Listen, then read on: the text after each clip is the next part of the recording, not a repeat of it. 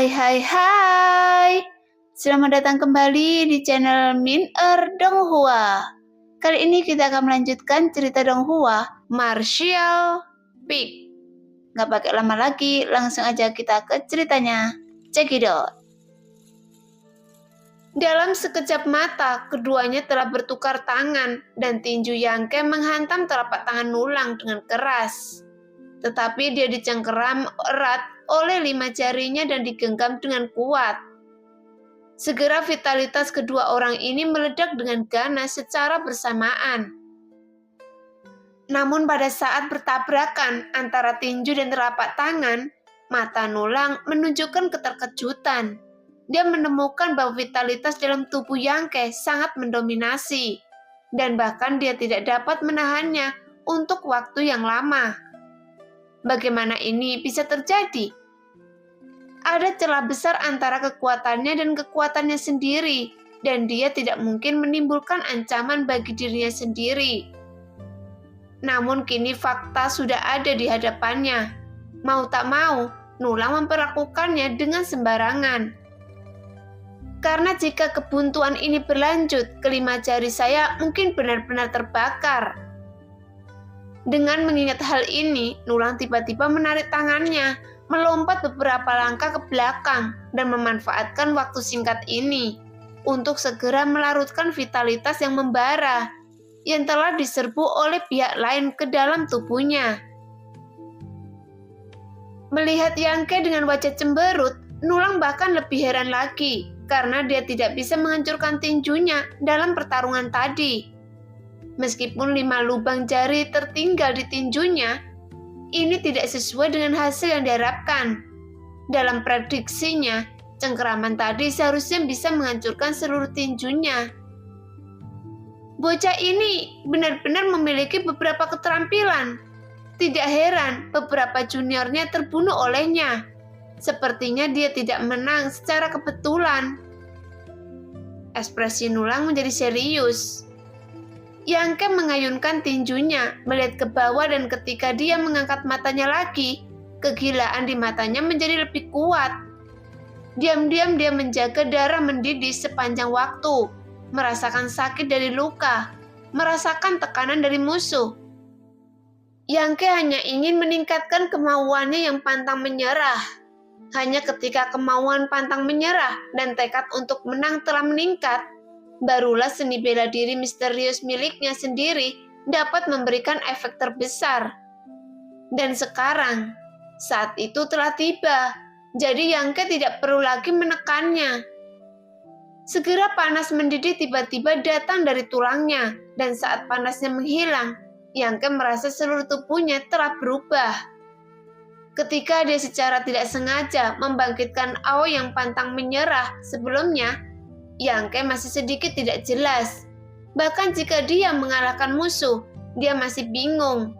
Tapi kali ini berbeda. Dia bisa dengan jelas merasakan energi yang sangat besar. Tumbuh dari tulangnya tanpa alasan, mengalir ke meridiannya, memelihara daging dan darahnya, dan dengan panik meningkatkan kekuatannya. Ayo lagi! Yangke seperti serigala pemangsa di hutan, menatap ombak yang marah dengan sepasang mata, meraung dan bergerak. Karena itu, masih pukulan yang sama tanpa mewah. Mencari kematian! Nulang mencibir meskipun dia terkejut dengan vitalitas Yangke, itu tidak berarti dia benar-benar percaya bahwa Yangke dapat menyakitinya. Selama dia berhenti tepat waktu, betapapun anehnya vitalitasnya, itu tidak akan bisa menyakitinya sama sekali. Tapi dia bisa melukai Yangke berkali-kali, dan akan selalu ada saat ketika dia akan mencubit seluruh tinjunya. Bisa dibilang pilihan gaya main nekat Yangke ini cukup sesuai dengan selera Nulang. Sambil mencibir, tangan besar Nulang meraih Yangke lagi.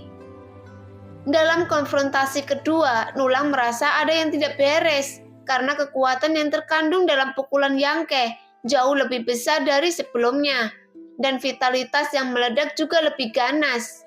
Dan itu sepertinya dia berada tingkat kelima alam Yuan sejati yang meledak dengan seluruh kekuatannya. Tapi apa? Tingkat keempat alam Yuan sejati dan tingkat 5 alam Yuan sejati di matanya sendiri semuanya normal. Tidak ada ancaman sama sekali. Dan itu hanya untuk dibunuh. Namun dengan pertarungan ini, luka di kepalan tangan Yangke menjadi semakin serius. Darah menetes ke bawah dan tubuhnya mundur lurus ke belakang. Tampak sangat malu. Gelombang kemarahan terus tidak melakukan apa-apa, memainkan kemenangan untuk mengejar. Cakar melolong dalam kegelapan. Serangkaian bekas cakar ditarik keluar, menyerang Yangke dengan ganas.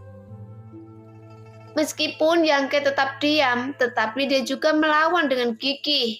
Ketika serangkaian nulang datang, dia meninju dengan satu pukulan, kiri dan kanan dengan ritme yang jelas.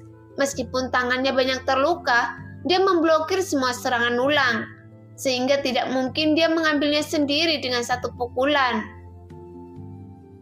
Di malam yang gelap, ada satu suara teredam satu demi satu, dan dengan setiap suara tubuh Yangke harus mundur beberapa langkah, dan luka di tangannya menjadi semakin serius. Tapi matanya tidak panik sama sekali, malah sangat tegas. Keyakinan akan kemenangan muncul di dalam hatinya, dan dia hanya menunggu sampai meledak di saat-saat terakhir. Bagaimana mungkin?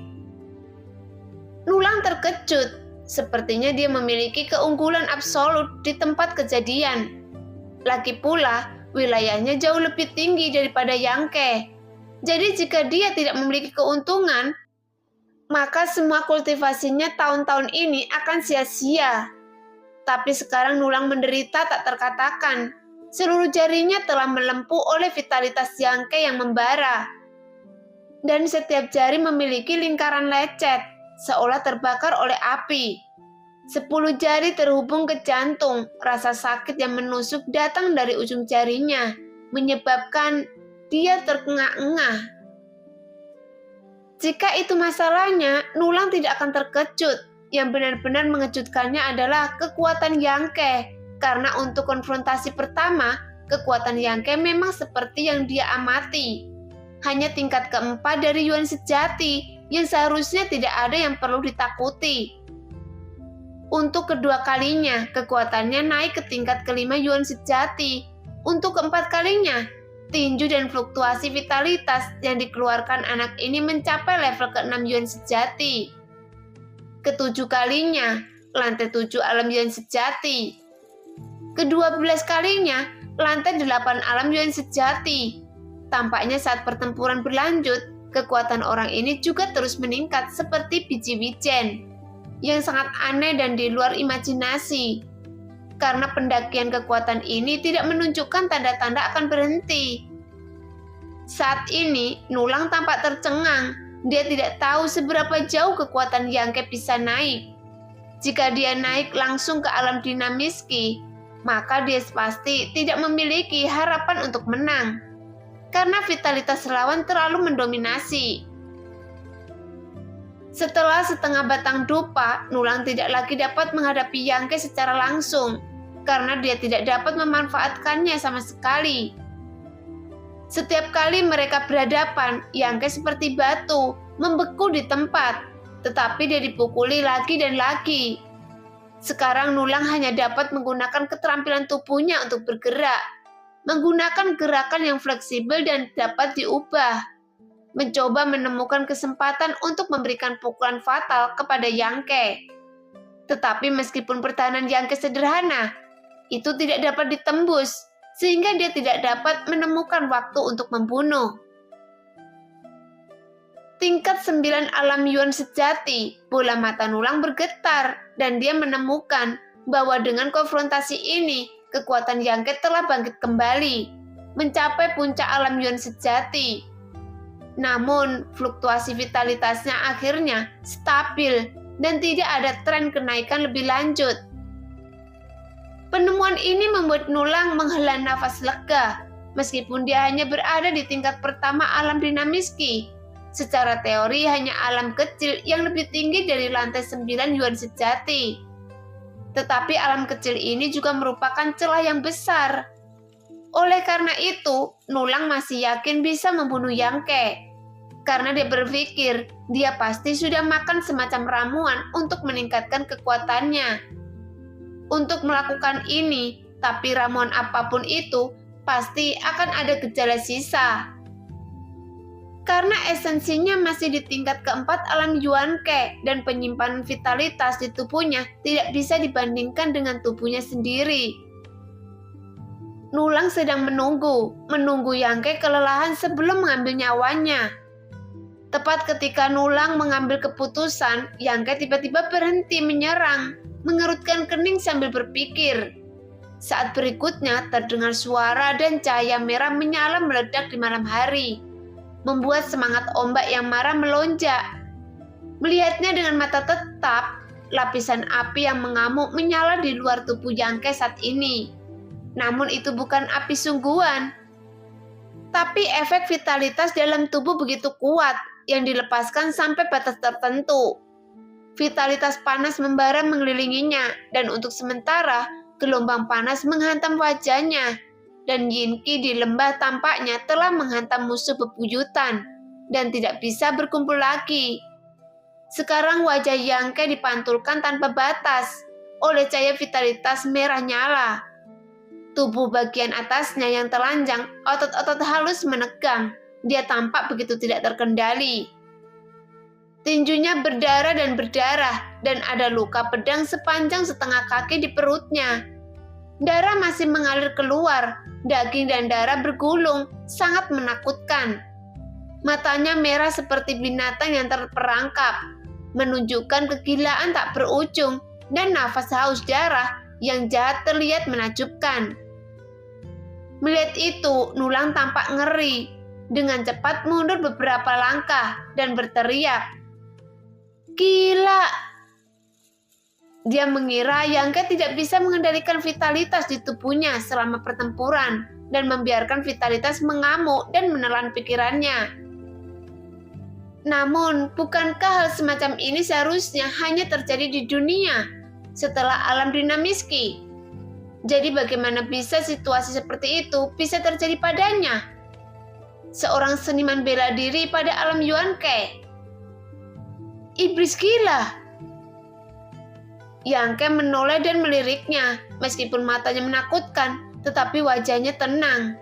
Dia tidak memiliki sikap yang seharusnya dia miliki. Setelah dirasuki iblis dan berkata dengan nada menghina, "Dasar sampah." Begitu dia menutupnya, nyala api di seluruh langit menghilang. Hanya menyisakan dua kepalan tangan yang ditutupi lapisan vitalitas yang merah menyala.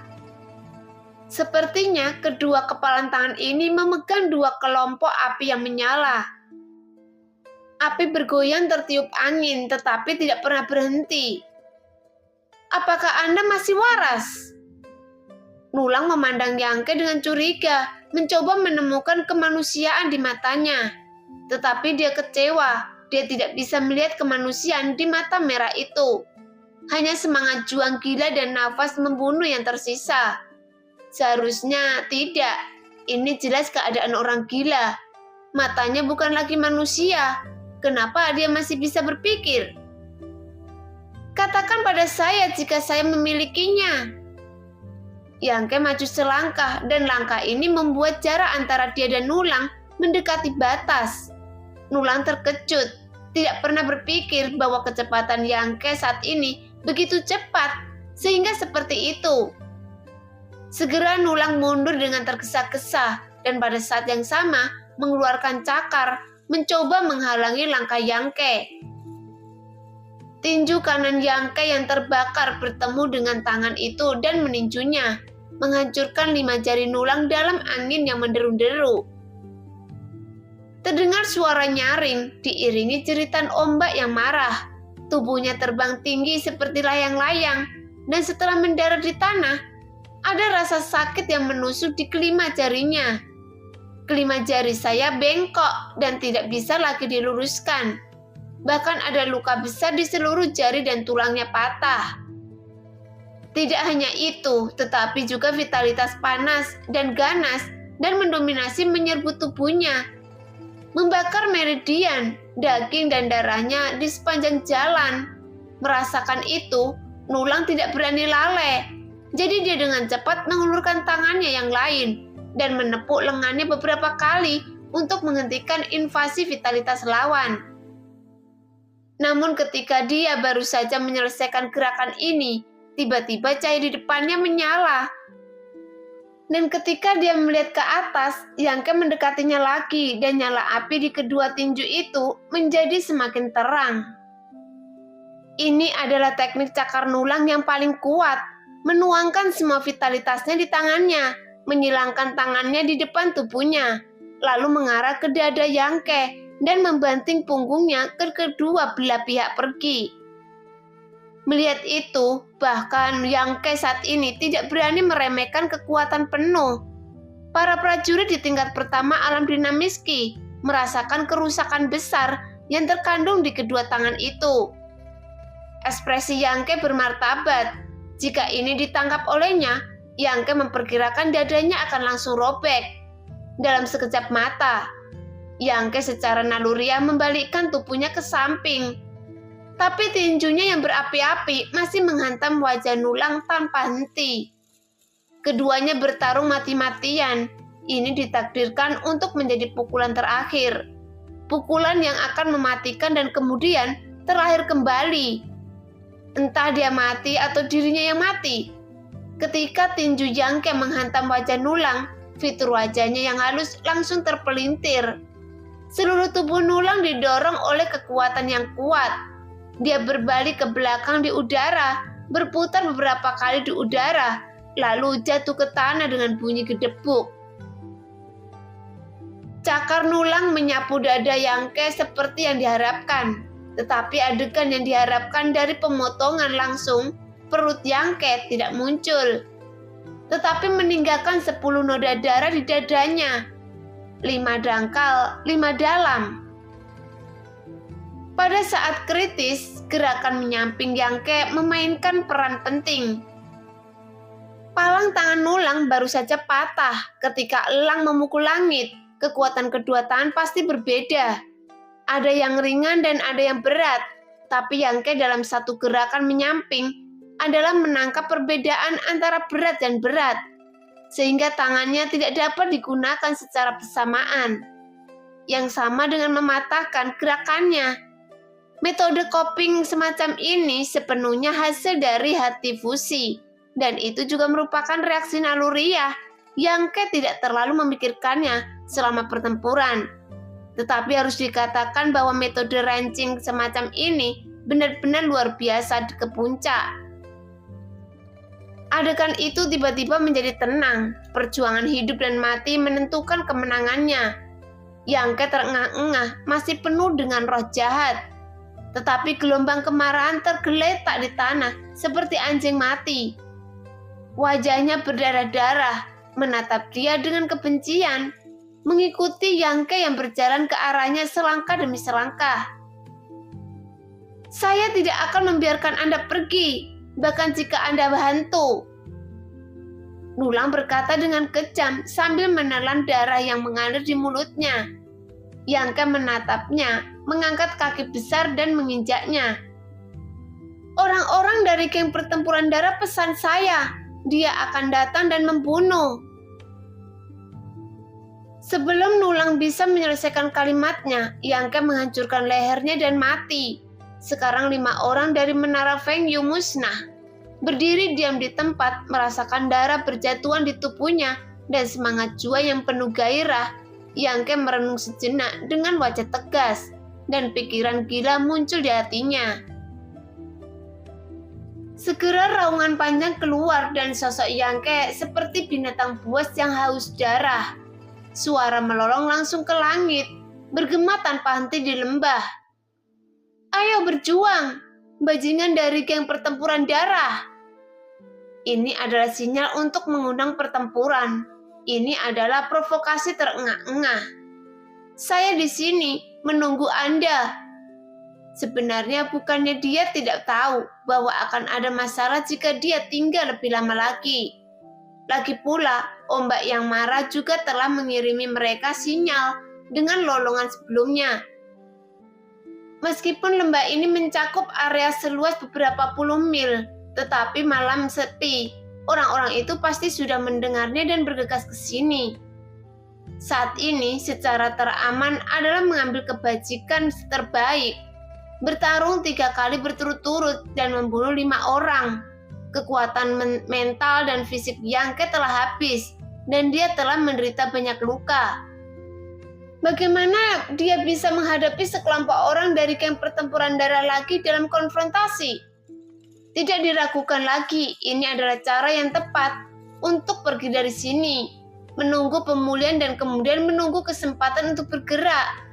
Tapi Yangke tidak bisa pergi dan tidak mau pergi, karena saat ini dia telah naik ke puncak. Begitu dia meninggalkan tempat ini, pasti akan ada pikiran pengecut di hatinya. Jika pikiran ini bertahan seumur hidup, bagaimana Ao yang pantang menyerah bisa berguna? Tanpa dukungan dari Ao yang pantang menyerah, dia hanyalah seorang pejuang di tingkat keempat alam Yuan-Ke. Dianjurkan untuk mengejar para bandit dengan keberanian yang tersisa. Yangke ingin menggunakan kekuatan puncaknya untuk memberikan kejutan besar kepada para murid geng pertempuran berdarah. Tentu saja, premis dari semua ini harus didasarkan pada fakta bahwa deduksi Xianningsang benar. Sekelompok orang dari geng pertempuran darah tidak sebanding dengan karakter kecil seperti Menara Fengyu. Kebanyakan dari mereka adalah penguasa alam Lianhe. Biasanya prajurit tingkat ini dapat membunuh Yangke dengan santai, tetapi sekarang mereka disegel oleh formasi 9 yin dan 8 pengujian dan sulit untuk mengatakan beberapa banyak kekuatan yang tersisa. Sesaat setelah Yangke bersiul, Xianningsang tiba-tiba membuka matanya. Hatinya yang gugup dan menyesal akhirnya banyak rileks. Dia tidak mati, dia belum mati. Xianningsang hampir menangis. Dia khawatir tentang keselamatan Yangke, karena takut dia tidak akan pernah kembali dan meninggalkan dirinya sendiri di sini. Bagaimanapun kekuatannya sangat rendah dan ada begitu banyak lawan, bagaimana dia bisa melawan? Sejak Yangke pergi, Xianningsang telah menyalahkan dirinya sendiri dalam penyesalan. Dia harus melakukan yang terbaik untuk mempertahankannya dan tidak bisa membiarkannya keluar sama sekali. Tapi jangan bicara tentang waktu itu. Bahkan sekarang kondisinya tidak terlalu baik.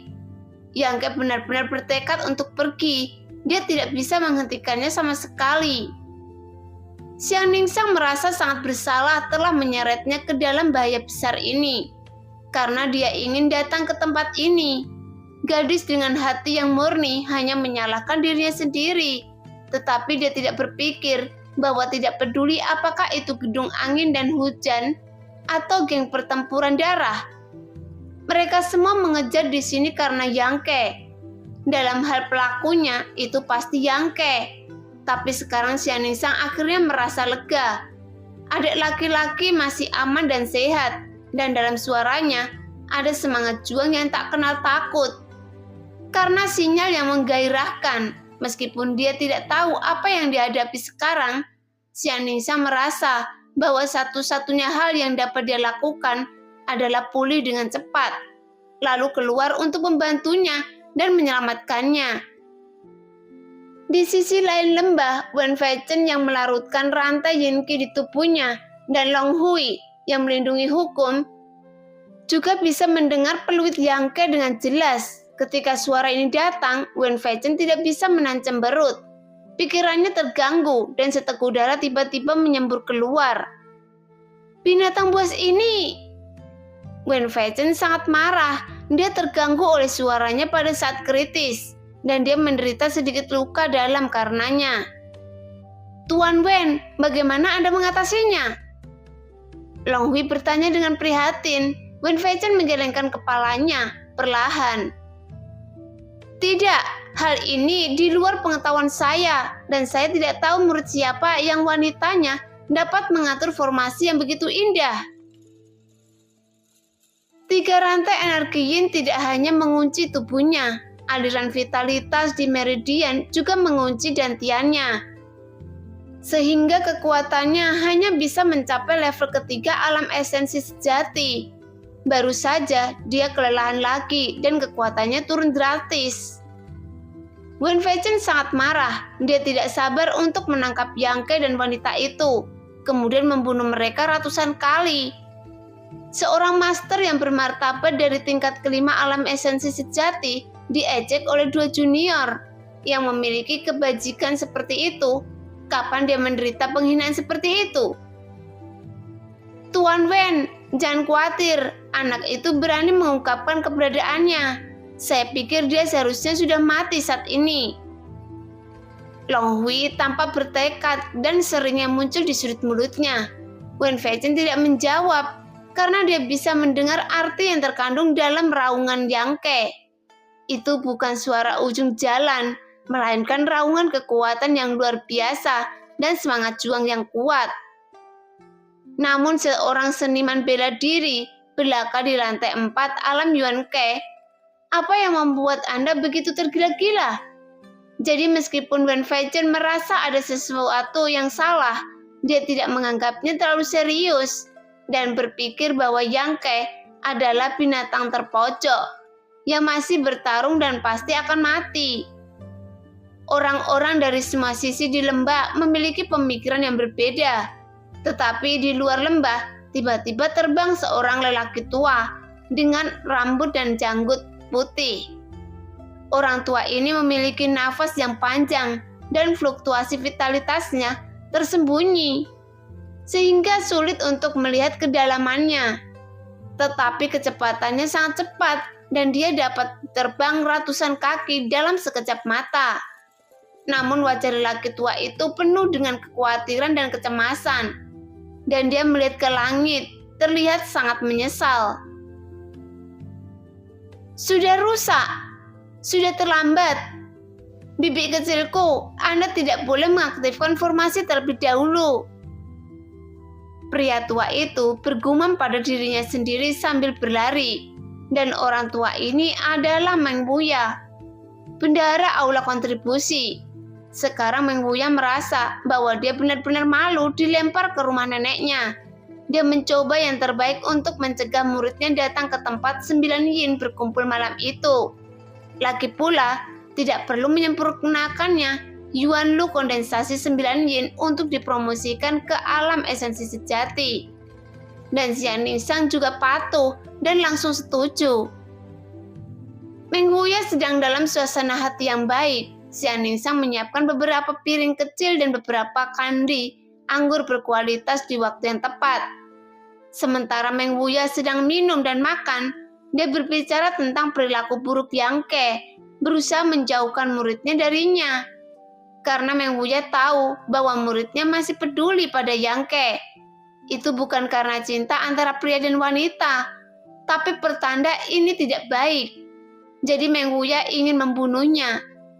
Selama bertahun-tahun, para magang telah berperilaku sangat baik dan patuh. Meng Wuya seperti bayi. Dia takut mulutnya meleleh dan takut jatuh saat memegangnya, yang membuatnya sedikit terlalu polos dan tidak memahami sifat jahat manusia. Jelas Meng Wuya khawatir bagaimana jika Yang Ke merayu muridnya dengan niat buruk. Ketika dia masih muda, ketika cinta itu bodoh, begitu magang jatuh cinta, segalanya akan menjadi sulit. Jadi Meng Wuya memiliki motif tersembunyi. Dengan wajah tua yang tebal, meskipun dia malu di dalam hatinya, tetapi mulutnya penuh dengan kritik tentang Yang Ke. Mengatakan betapa dia begitu bernafsu, betapa dia begitu tidak memiliki hati nurani. Semua hal buruk ditempatkan di Yang Ke. Dia mencoba untuk menghintamkannya. Pada akhirnya, Meng Wuya memberitahu Xian Ningxiang dengan ekspresi serius. Murid, Anda harus menghormati orang seperti ini dan menjauhlah. Nah, demikianlah cerita hari ini. Terima kasih yang sudah menonton video Min Earth sampai selesai. Sampai jumpa di video selanjutnya. Bye-bye.